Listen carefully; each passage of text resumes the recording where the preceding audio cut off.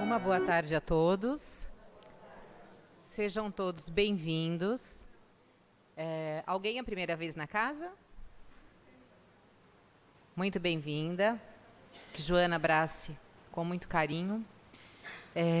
Estamos iniciando hoje com um convite. Nós estamos iniciando o novo período e terá o curso do T2, que é tratamento 2, tá bom? Quem tiver interesse de entender um pouquinho mais da doutrina, para esclarecimentos e para conhecimento também, são todos bem-vindos. À tarde, o curso é às 14 horas e à noite às 20 horas.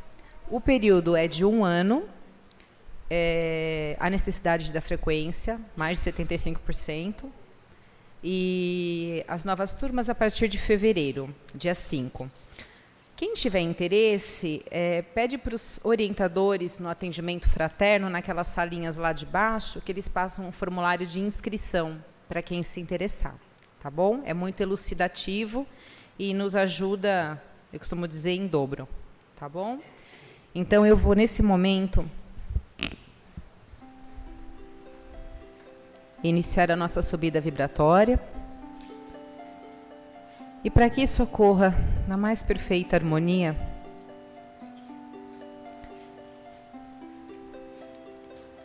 vamos relaxar todos os músculos, descruzar braços e pernas,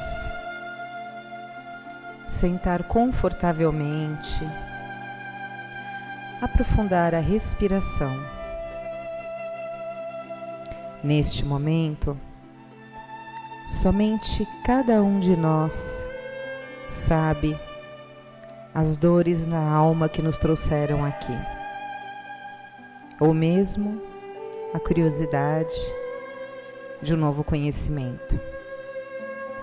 Para que estejamos merecedores do tratamento que a espiritualidade já iniciou-se aqui, vamos imaginar 2 mãos à nossa frente, as quais nós tocamos. Essas mãos são dos nossos anjos da guarda, que estão conosco a todo instante.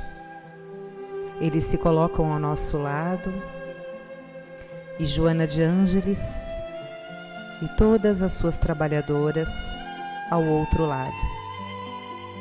E assim seguimos na direção de Maria, Mãe de Jesus, a quem pedimos que nos envolva com seu manto azul de estrelas brilhantes, que nos acolha em seu colo com tanta ternura e que desta forma possa nos levar à presença do nosso Mestre, que há mais de 2000 anos esteve aqui presente, ensinando os princípios que devemos seguir. Entre eles, um deles, ele ensinou: ninguém vai ao Pai senão por mim. Então rogamos ao Mestre Jesus neste momento que nos conceda a possibilidade de estarmos presentes com o nosso Pai Criador, para louvarmos e agradecermos. E a todos ele ensinou uma oração que eu convido neste momento a proferirmos. Pai nosso, que estais nos céus, santificado seja o vosso nome. Venha a nós o vosso reino. Seja feita a vossa vontade, assim na terra como no céu. O pão nosso de cada dia nos dai hoje. Perdoai todas as ofensas, assim como nós perdoamos a quem nos tenha ofendido. E não nos deixeis cair em tentação, mas livrai-nos do mal. Que assim seja. Eu convido a todos neste momento a iniciarmos a palestra com a expositora Estela e o tema O Homem de Bem. Boa tarde.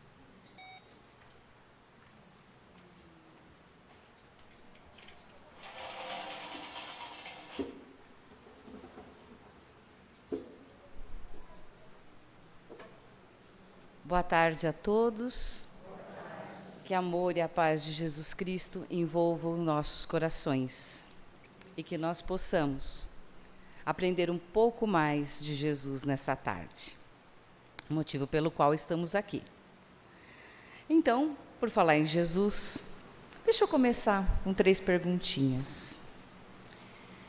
Quem é Jesus, sob o ponto de vista do Espírito? Reflitam. Eu sei que a palestra não é interativa, não dá para a gente comentar a respeito, mas reflitam um pouquinho. Quem é Jesus, sob o ponto de vista do Espírito? Quem foi Jesus, sob o ponto de vista da condição humana de quando ele esteve encarnado entre nós? E o que é Jesus para nós espíritas? Encontraram as respostas? Vamos ver se é as mesmas que as minhas?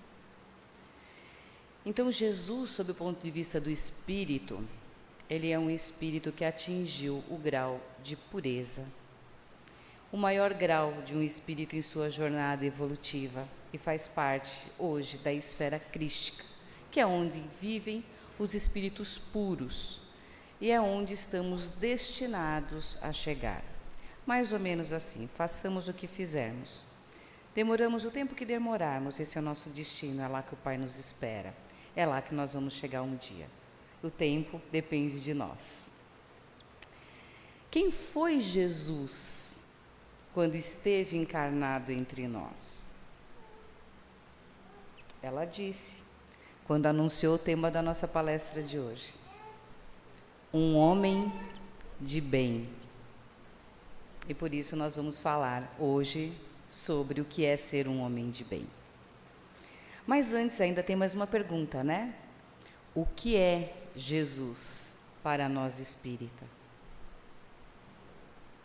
Ele é nosso irmão maior. Ele é o nosso mestre. E ele é, sobretudo, o nosso modelo e guia. Então, se ele é um homem de bem e é o nosso modelo e guia, é muito bom que a gente busque aprender mais, cada vez mais, sobre os seus ensinamentos, sobre o que é ser um homem de bem. Esse homem, claro, que está na condição de homem e mulher. Então, eu vou falar daqui para frente uma pessoa de bem. Se nós pegarmos o Evangelho segundo o Espiritismo, no seu capítulo 17, item 3, está lá, o homem de bem, é o título desse item. E tem uma descrição de vários parágrafos aí, chegando a quase 2 páginas. Claro que não dá para a gente falar de todo esse item em menos de 30 minutos. Mas eu procurei resumir cada parágrafo em um item, em uma palavra, em uma virtude, em uma das qualidades do homem de bem. E que também não vai dar para falar de todas, mas eu selecionei algumas para a gente dissertar um pouquinho mais. Então, resumidamente, o homem de bem é aquele que tem um bom grau de autoconhecimento, que tem fé e confiança em Deus, que tem esperança, resignação, beneficência, solidariedade, fraternidade, alteridade, caridade, perdão, é aquele que sabe perdoar, que consegue perdoar, indulgência, compreensão, perseverança, bondade, humildade, dedicação e amor. Então, cada parágrafo lá que está melhor descrito, cada um desses itens, se a gente for resumir, cada um deles é uma dessas palavras. Mas o último parágrafo diz assim: esta não é a enumeração de todas as qualidades que distinguem o homem de bem, mas todo aquele que se esforça em possuí-las está no caminho que conduz a todas as outras. Bastante, né? E ainda não é tudo. Não, não é tudo. Jesus foi tudo isso e fez tudo isso? Sim, e muito mais. E ele é nosso modelo e guia. A gente vai conseguir fazer tudo que Jesus fez nessa vida? Bom, segundo o Livro dos Espíritos, nós podemos fazer toda a nossa evolução numa única vida, desde que a gente respeite as 4 reencarnações obrigatórias. Uma como homem, outra como mulher, uma como rico, outra como pobre. Feito essa, sim, é possível fazermos a nossa evolução numa única vida. Mas nós sabemos também o quão difícil é.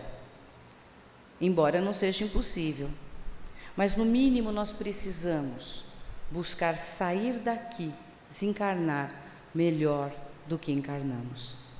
Então que a gente possa evoluir um tanto nesta encarnação.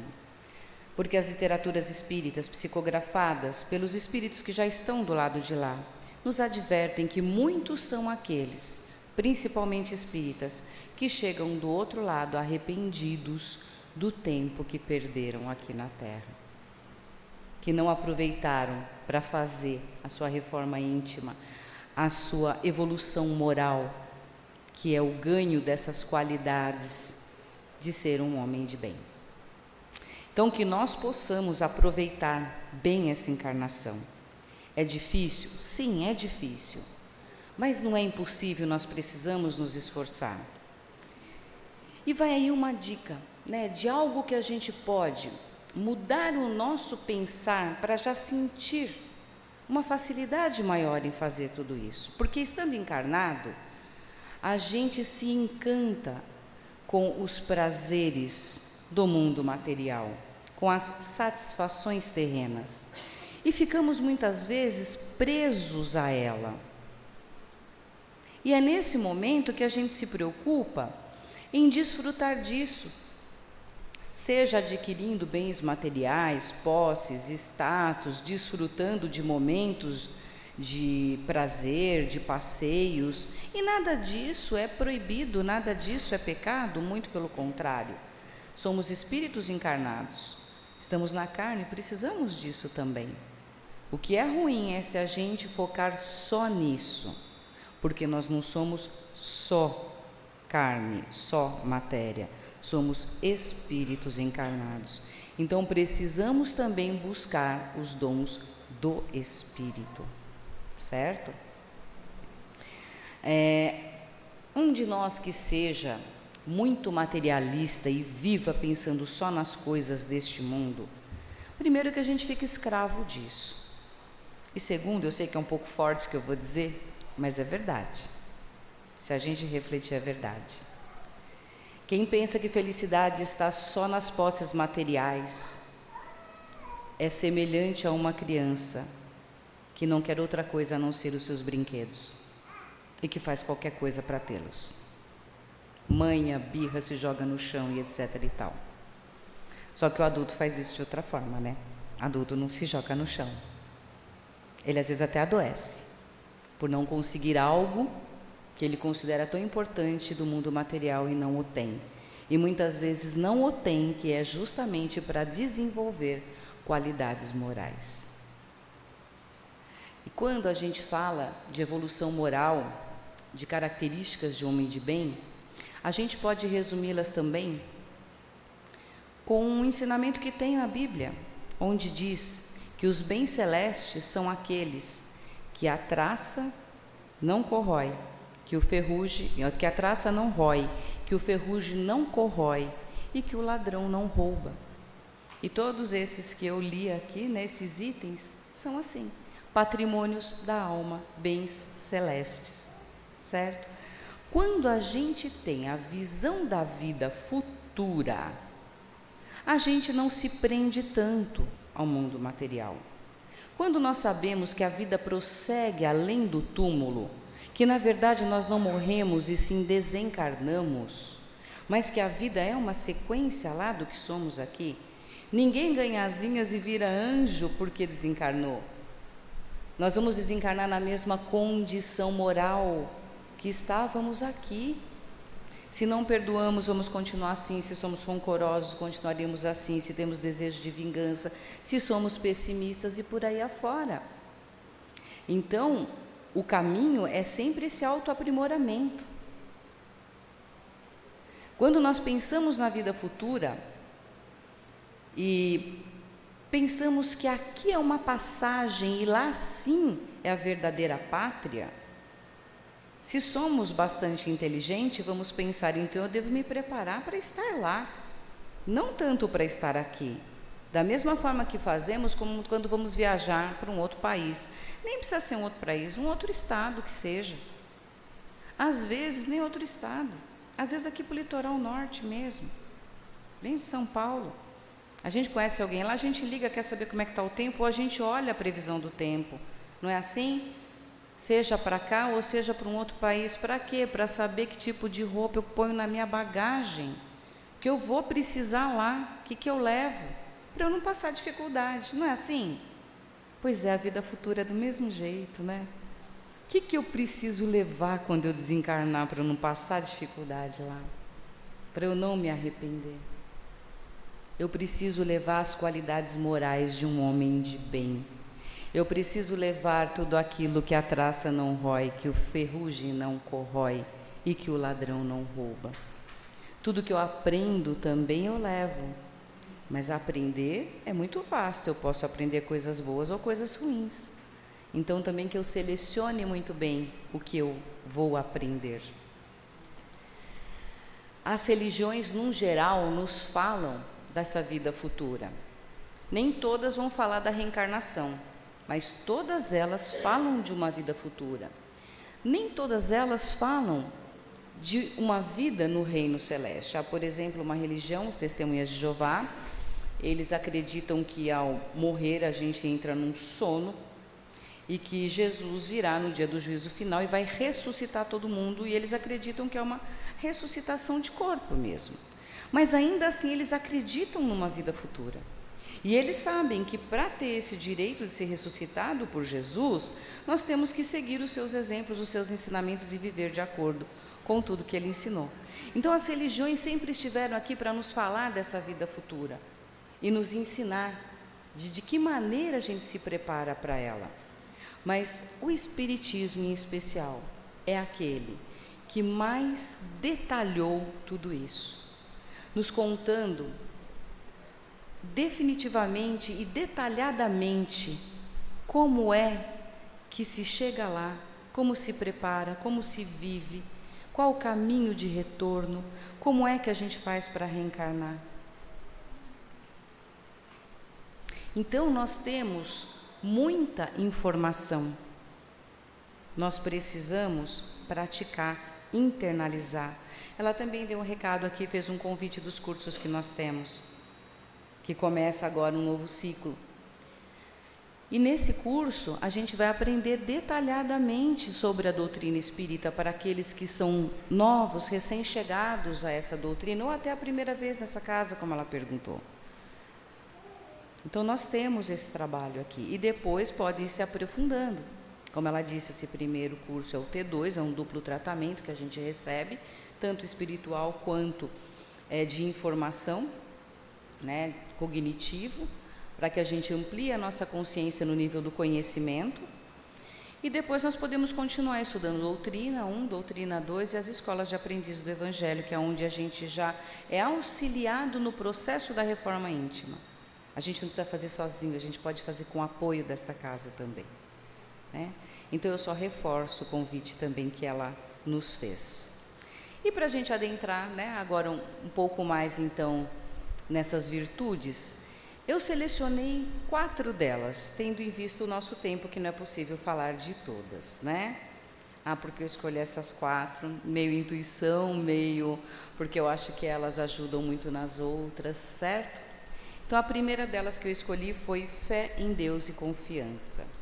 Depois, autoconhecimento, perdão e indulgência. Então, vamos lá. Fé em Deus e confiança em Deus. Por que vocês acham que isso é uma das características do homem de bem? Nós não estamos sozinhos. Nós temos um Pai que zela por nós. Deus não criou só a nós, como Ele criou tudo que a gente pode ver e saber que existe no universo. Deus é puro amor e bondade. Se Ele nos criou, se Ele é nosso Pai, vamos lembrar Lucas, no capítulo 11, versículo 11 da Bíblia, onde ele diz: qual pai dentre vós, nós humanos, se o filho lhe pedir um peixe, em lugar disso lhe dará uma cobra? Que dirá então Deus nosso Pai que estás no céu? Que a gente vai pedir uma coisa e Ele vai dar uma coisa ruim em lugar de algo bom que estamos pedindo. O que nós precisamos ter um discernimento é que o Pai nos dá aquilo que Ele sabe que é bom para nós, e muitas vezes nós não sabemos, porque a visão dele é de amplitude total. Ele conhece cada um de nós, porque Ele nos criou, Ele sabe de todas as nossas vidas, todas as nossas existências, tudo que nós fazemos, o potencial que já temos, tudo. Então, às vezes eu peço uma coisa que Ele sabe que ainda não é bom para eu ter aquilo, ou que não é o momento. E nós precisamos ter essa confiança nele. Se Ele não me deu ainda, é porque nesse momento não é bom para mim. Tal qual nós fazemos com o nosso filho, que pede sorvete, ou que pede um doce, ou que pede o salgadinho da Elma Chips, antes do almoço. A gente dá, se a gente der, está errando. Por quê? Que a gente erra, Deus não. Não é? Mas a maioria de nós não dá. Por quê? Porque a gente sabe que ele precisa das vitaminas que tem naquele almoço suculento, naquela sopinha que a mamãe preparou, naqueles legumes, naquela carne, e que ele precisa daquelas proteínas e daquelas vitaminas para o bom desenvolvimento. E a gente sabe que a gente vai dar aquilo depois do almoço. Então a criança está ali chorando que quer o sorvete, e a gente fala assim, depois. Curiosamente, eu estava vindo para cá agora, passei ali no centro de Santo André, tinha um restaurante do outro lado da rua, o pai com uma criança aqui, duas crianças, e falou assim: vocês querem almoçar? E apontou para o restaurante, e eles meio que chorando. Não, eu quero fazer bolinha de sabão, eu quero bolinha de sabão. Está vendo como que é a criança? Ela troca a comida pelo brinquedo, né? Então, como nós pedimos para a criança esperar que depois do almoço a gente vai dar o sorvete, Deus muitas vezes ouve lá a nossa oração e fala: olha, mas espera um pouquinho, depois do almoço, tá? A gente não sabe quando é esse almoço, a gente não sabe qual é o momento. Como a criança antes dos 7 anos também não tem uma abstração totalmente formada e não sabe, por isso ela chora tanto. Porque o depois do almoço para ela é uma coisa muito longe, ela não tem noção. E às vezes até maiorzinha, que já sabe, não quer, por birra, por teimosia. Nós fazemos a mesma coisa com Deus. Mas quando nós temos fé e confiança nele, eu continuo pedindo, porque eu também tenho que pedir. Porque dentre as leis de Deus está lá a lei de livre-arbítrio. Ele sabe sim o que a gente precisa e o que nós queremos. Mas nós temos que pedir, porque Ele nos deu o livre-arbítrio. E Ele respeita as próprias leis também. E os espíritos de luz, nossos mentores, Joana e tantos outros, também respeitam as leis de Deus. Então, aquilo que nós queremos, nós precisamos pedir em prece, pedir em oração, pedir na nossa conversa com Deus.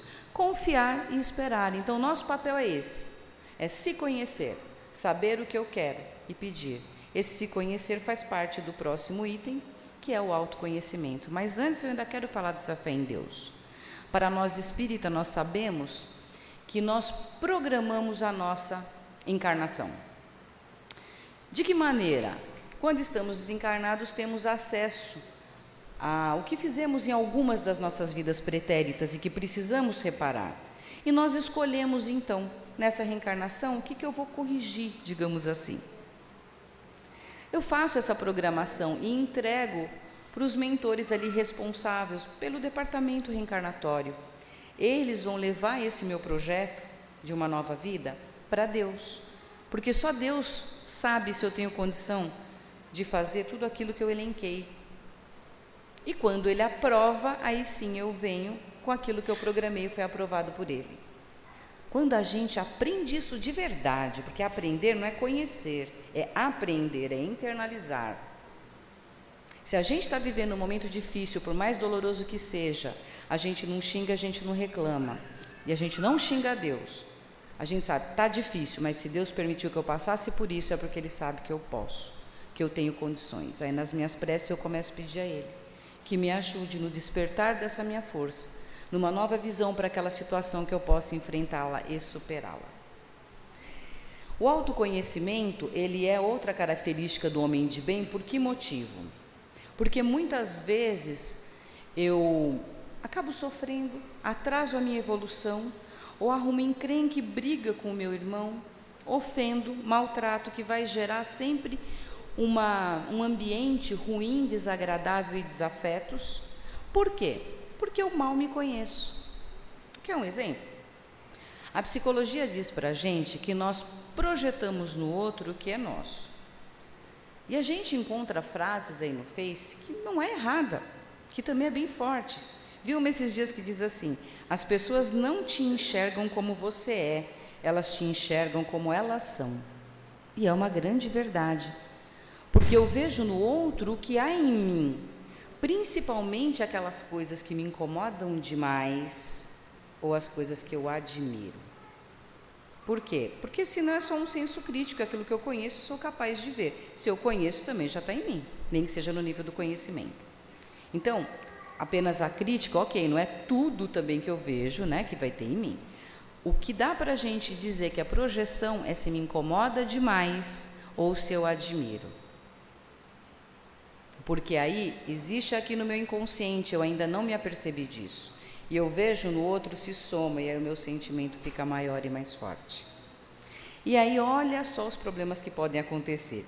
Eu pensei aqui em 2 exemplos, né?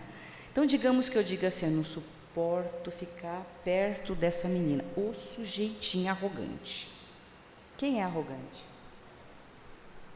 Se eu vejo lá e o negócio me incomoda de tal forma que eu não consigo, ela pode até ter um pouco de arrogância, porque senão também eu não conseguia projetar onde não tem. Mas quem eu posso trabalhar? A minha arrogância, a dela não, caso ela tenha. Não é o caso, é um exemplo aqui que eu estou dando, entendeu? Então isso já serve de instrumento de autoconhecimento para mim. Olha um outro detalhe: às vezes eu pego lá e vejo a Maria oferecendo o livro para mim, para me dar, pergunta se eu quero, e ela ganhou aquele livro da Teresa. Eu sou amiga das duas e eu sei. Peguei esses nomes ao acaso. E aí eu até aceito, mas penso assim: nossa, que pouco caso ela fez do livro que a Teresa deu para ela. Gente, ela só deu o livro que ela ganhou. O pouco caso fui eu que acrescentei. Se eu acrescentei, é meu, não é do outro, não é dela. Por quê? Porque às vezes ela tinha um outro exemplar igual e quis presentear também o outro. Ela ficou até feliz, mas ela já tinha um. Se eu olhei e já joguei ali uma característica, essa é minha. O fato é só que ela deu o livro. Percebe como o autoconhecimento é importante? Agora vamos além? Santo Agostinho nos deu uma receita para que a gente possa se conhecer melhor. Ele diz que todo dia antes de dormir ele parava e refletia em tudo que ele fez durante o dia. E se ele tinha cometido algum mal ou se ele tinha deixado de fazer um bem que ele poderia ter feito. E se ele detectasse algo do gênero no dia seguinte, ele procurava reparar isso. Então é bem interessante, né? A gente ter esse autoconhecimento, até mesmo para saber o que eu quero e pedir a Deus e não ficar perdido na vida também. Perdão. Bom, perdoar é algo que para nós ainda é muito difícil. E muita gente fala assim: eu posso até perdoar, mas eu não esqueço. Então do perdão eu não vou adentrar muito, porque tem palestras várias sobre perdão e demoraria mais tempo. Eu só vou fazer um adendo que perdoar não é esquecer. Se você esquecer, está sofrendo de amnésia. É melhor mesmo que você não esqueça. Perdoar é quando você lembra daquele fato, mas não te dói mais. Ele vem como lembrança apenas e não com a carga emocional da época. Tá? Então perdoar não é esquecer, mas é você não sofrer mais quando lembra daquilo. Você perdoou. Agora a indulgência ela é muito interessante, porque se a gente pegar o significado dela, diz disposição para perdoar os erros ou as culpas que atribuímos aos outros. Clemência e misericórdia. Então, disposição para, se eu já tenho essa disposição, então eu já estou treinando para o perdão e já estou praticando uma característica do homem de bem. Vamos dar um exemplo, vou dar um, que é muito lindo. Quando Maria de Magdala ia ser apedrejada em praça pública, e que todos que já estavam ali com a pedra em punho, Jesus aparece, um fariseu pergunta para ele, e agora, né, o que você diz? Se ele falasse não apedreja, ele está indo contra a lei. Se ele falasse apedreja, ele estaria indo contra a lei de amor que ele tanto pregava. O que ele diz? O que ele diz nesse momento? Exatamente, atire a primeira pedra aquele que não tiver pecado. Na verdade, ele diz bem assim: quem dentre vós não tiver pecado, atire a primeira pedra. Aí a gente pensa, ok, eu não vou atirar pedra em ninguém. Ele não falou quem nunca praticou adultério não atire a primeira pedra. Ele falou quem nunca tiver pecado de ordem nenhuma. Então hoje, quando a gente pensar em atirar uma pedra, e atirar uma pedra muitas vezes é maledizer, é julgar, é condenar aquele que... Uma coisa simples, gente, simples demais. Alguém está fazendo uma bobagem no trânsito, a gente está ali condenando. Mas olha, esse sujeito vai ficar em casa, para que bota um carro na rua para fazer isso? Tá, então atira a primeira pedra se não tiver nenhum pecado. Se a gente for falar só de trânsito, todo mundo já fez uma barbeiragem, que dirá outros pecados, não é? Então, se a gente parar para pensar nisso, que atirar a primeira pedra é só aquele que não tiver nenhum pecado, a gente já não vai mais atirar pedra em ninguém, e isso já é um treino para o perdão, já é indulgência. Agora, Jesus também é o nosso modelo e guia. Então, um dia nós vamos ser igual a ele, porque ele era o único que não tinha pecado, era o único que podia tirar pedra. E o que ele disse? Pois eu também não vos condeno. Ele pergunta, mulher, aonde estão aqueles que te condenaram? E ela fala, foram embora. E ele diz, pois eu também não te condeno, vá e não peques mais. Então que a gente também se perdoe dos nossos erros, mas que a gente também lembre que eu não peque mais. Isso também é uma característica do homem de bem. De uma maneira geral, para a gente praticar características do homem de bem, para a gente encerrar, seria promover sempre o bem, lembrando que o mal é a ausência do bem. Então, até em debates onde as pessoas estão falando mal do Brasil, da política, do coronavírus, de qualquer outra coisa que seja, que a gente traga uma palavra do bem, uma palavra de incentivo, de otimismo, de amor, de esperança, de bondade. Que a gente transforme aquele ambiente, porque infelizmente o ambiente de conversas hoje estão muito empobrecidos, só se fala do outro. E um grande filósofo já disse que mentes pequenas discutem coisas, mentes medianas discutem pessoas e mentes grandes discutem ideias.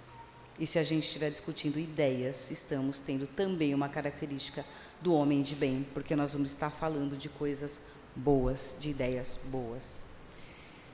Joana de Ângeles diz para a gente assim em um dos seus livros: nunca permita que a outra pessoa se afaste da tua presença sem que leve algo bom dos minutos passados contigo.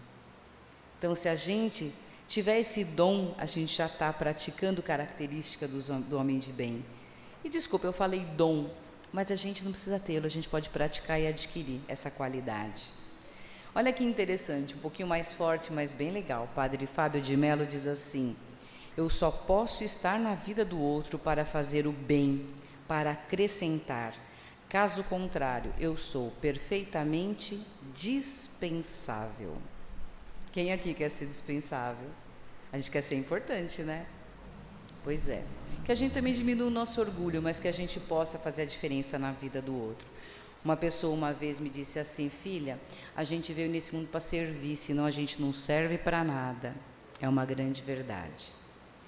Então, dessa forma, que nós possamos ler lá inteirinho esse item no capítulo, no livro, no Evangelho segundo o Espiritismo, capítulo 17, item 3. Que a gente leia inteiramente lá o que ele diz de homem, que é ser o homem de bem.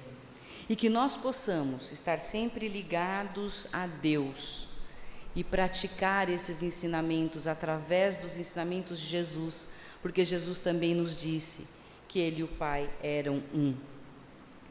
E que nós tenhamos, então, Deus nos nossos corações, porque o mal é a ausência do bem é a ausência de Deus. Que tenhamos Deus nos nossos corações, mas principalmente nas nossas ações. Que assim seja. Uma boa tarde a todos.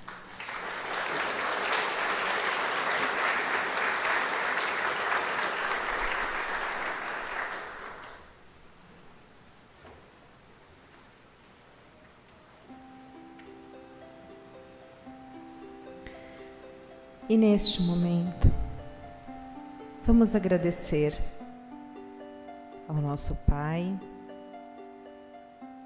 por ter permitido que a nossa irmã adquirisse conhecimento para hoje estar aqui, podendo ensinar-nos como podemos atuar para melhorar as dores que nós trazemos.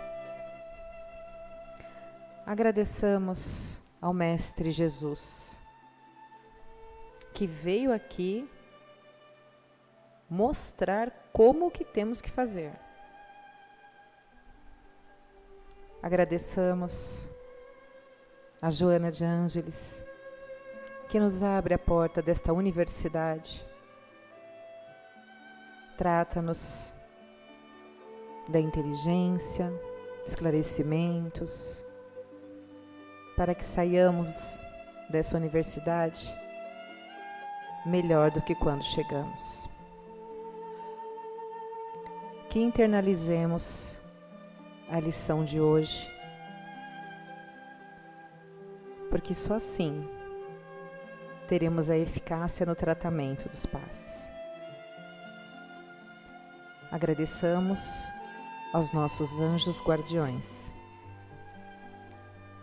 que estejam conosco durante todos os dias, inclusive ao retorno aos nossos lares.